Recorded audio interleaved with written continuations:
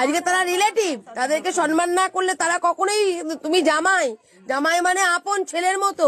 জামাই আদর আপ্যায়নটা এমনি হয় না, তার ব্যবহারে হয়। তোমাকে মানুষ এমনি বরণ করবে না, আগে তোমার ব্যবহারটা ঠিক রাখতে হবে। সে গুরুজন ব্যক্তি। আমরা গরিব হতে পারি, কোনোদিন ওকে অসম্মান করে নাই। যতটুকু নাহলে এত কিছু হওয়ার পরও ও বলছে যে না আমরা গায়ে হাত দেবো না, ওরা দিচ্ছে দিক। এই মানসিকতা যেই সব মেয়ের বাড়ির লোকের আছে, আমি তো বলবো এরপর আর কোনো ভালো মেয়ে পাবে না। পাবে বই কি, ওর হাতে আছে মেয়ে কত দামুদারে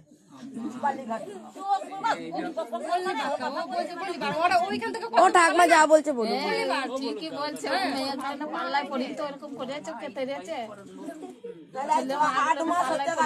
আমি সেসব কান দিই না, ও কি করে না করে আমি সব কান দিই না। আমি দেখি বাড়িতে অশান্তি হবে, যদি বলি অন্য বাড়ি যাও কেন, খালি অশান্তি হবে, সেই সব আমি কোনো কান দিই না। হ্যালো, যা করে কে বলছেন? ঠিক তালে চলে এসেছে। হ্যালো, ওই বেলাতে ফোন করছিলাম। কোথা থেকে বলছেন? আমি বীরভূম থেকে বলছি। কোনো সমস্যা নিয়ে? হ্যাঁ হ্যাঁ, আমি এখন একটা সমস্যা মেটাতে এসেছি। আপনি রাতের দিকে ফোন করুন, আমি গাড়িতে উঠি, তারপর ফোন ব্যাক করছি। আচ্ছা আচ্ছা, সকালে ফোন করেছিলেন না? হ্যাঁ হ্যাঁ, ঠিক আছে। আপনি আপনাকে কিন্তু এটা ব্যবস্থা করে দিতে হবে দিদি। কি ব্যবস্থা করে দেবো? আগে কিছু যা তুলে এনে রান্না বান্না করে রেখে দেবে, কিছু না থাকলে।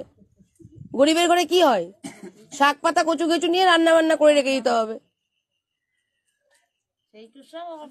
আর সব সময় ট্যাঙ্ক ঝাঁক করে, সব সময়, মানে একটা কোনো কথা ভালো নাই মন্দ নাই কিচ্ছু নাই, সব সময় কুকুর বেড়ালের মতন ব্যবহার করে আমার সঙ্গে।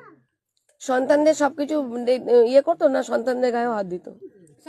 সন্তানটা ভয় ছিল, জিজ্ঞেস করেনি, নয়তো তো রয়েছে। আমি বললে তো না, এমনি সন্তানদের ভালোবাসতো। হ্যাঁ বাঁচতো, তখনই মারধর করতো, তখন আবার বাঁচতো।